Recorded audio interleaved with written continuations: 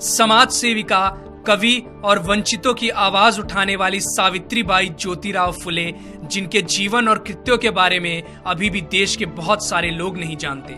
यहाँ तक कि बहुत सारी महिलाएं भी इस बात से अनजान हैं कि अगर वे आज शिक्षित हैं, रोजगार के योग्य हैं, तो वो आखिर किसके प्रयासों के चलते हैं। सावित्रीबाई फुले का जन्म 3 जनवरी 1831 को पुणे से 50 किलोमीटर दूर पुणे के नैगांव में हुआ था। 1840 में 10 वर्ष की उम्र में उनका विवाह ज्योतिराव के साथ हुआ था, जो कि उस समय 13 वर्ष के थे। उन्होंने एक बालक को गोद लिया था, जिसका नाम उन्होंने यशवंत रखा। ज्योतिराव ने अपनी पत्नी को घर पर ही पढ़ाया और उन्हें शिक्षिका के तौर पर प्रशिक्षित किया।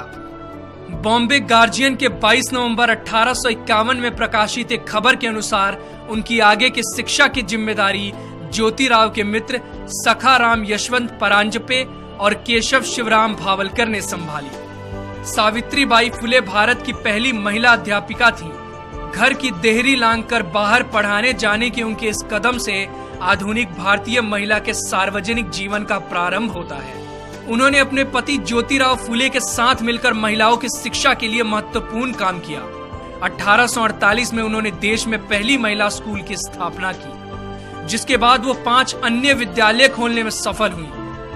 5 फरवरी 1852 के एक आवेदन पत्र के अनुसार लड़कियों के लिए पहले 3 स्कूल 3 जुलाई 1851, 17 नवंबर 1851 और 15 मार्च 1852 चिपलू नकरवादा, रास्तापेट और वेडलपेट क्रमशः शुरू किए गए। सावित्रीबाई फुले इनमें से सबसे पहले स्थापित स्कूल की प्रधानाध्यापिका थी।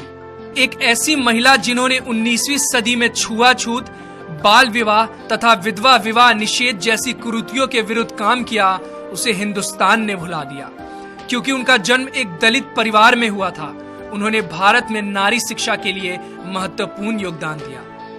भारत में सावित्रीबाई और उनके पति दोनों ने मिलकर शूद्र एवं स्त्री शिक्षा आरंभ कर नए युग की नींव रखी। सत्यशोधक समाज की स्थापना 24 सितंबर 1873 को हुई और सावित्रीबाई फुले इस संस्था की एक अत्यधिक समर्पित कार्यकर्ता थी। ये संस्था कम से कम खर्चे पर दहेज मुक्त और बिना पंडित पुजारियों के विवाहों का आयोजन कराती थी। इस तरह का पहला विवाह 25 दिसंबर 1873 को संपन्न हुआ।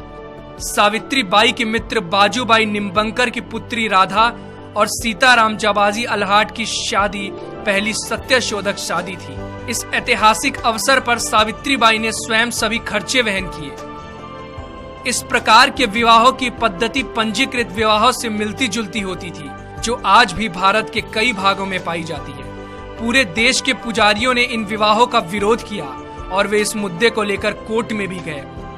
फूले दंपत्ति को कठोर परेशानियों का सामना करना पड़ा, किंतु इससे वे अपने पद से विचलित नहीं हुए। 4 फरवरी 1889 को उन्होंने अपने दत्तक पुत्र की शादी इसी पद्धति से की। यह विवाह आधुनिक भारत में पहला अंतरजातीय विवाह था।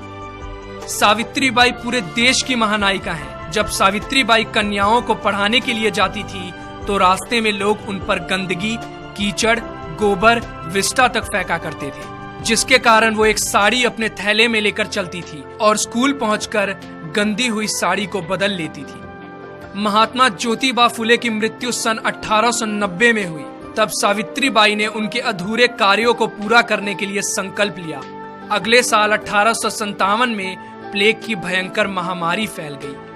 पुणे क्षेत्र में प्रतिदिन सैकड़ों लोग इस प्रकोप में मर रहे थे। सावित्रीबाई ने यशवंत को छुट्टी लेकर आने को कहा और यशवंत के लौटने पर उनकी मदद से उन्होंने सासने परिवार के खेतों में एक हॉस्पिटल खुलवाया। वे बीमार लोगों के पास जाती और खुद ही उनको हॉस्पिटल तक लेकर आती। हालांकि वो जानती थी कि एक संक्रामक बीमारी है, फिर भी उन्होंने बीमार लोगों की सेवा और देखभाल करना जारी रखा। जैसे ही उनको पता चला कि मुंदवा गांव के बाहर महारों की बस्ती में पांडुरंग बाबाजी गायकवाड़ का पुत्र प्लेग से पीड़ित हो गया है, वो वहां गईं और बीमार बच्चे को पीठ पर लादकर हॉस्पिटल लेकर दौड़ी। इस प्रक्रिया में यह महामारी उनको भी लग गई और 10 मार्च 1897 को रात 9 बजे आखिरकार उनकी सांसें हमेशा के लिए थम गईं। दीन बंधु ने उनके मृत्यु की खबर को बड़े ही दुख के साथ प्रकाशित किया। जो लोग पीठ पर अपने पुत्र को बांधकर दुश्मन से लड़ती हुई लक्ष्मीबाई की बहादुरी का गुणगान करते हैं, उन्होंने इस महिला की बहादुरी को पूरी तरह से नजरअंदाज कर दिया है, जिसने अपनी पीठ पर लादकर एक बीमार बच्चे को बचाया। उनका पूरा जीवन समाज में वंचित तबके, खासकर महिलाओं और दलितों के अधिकारों के लिए संघर्ष में बीता। उनकी एक बहुत ही प्रसिद्ध कविता है जिसमें वो सबको पढ़ने लिखने की प्रेरणा देकर जाति तोड़ने की बात करती है। जाओ, जाकर पढ़ो लिखो, बनो आत्मनिर्भर, बनो मेहनती, काम करो ज्ञान और धन इकट्ठा करो। ज्ञान के बिना सब खो जाता है, ज्ञान के बिना हम जानवर बन जाते हैं। इसलिए खाली ना बैठो, जाओ जाकर शिक्षा लो। तुम्हारे पास सीखने का सुनहरा मौका है, इसलिए सीखो और जाति के बंधन को तोड़ो।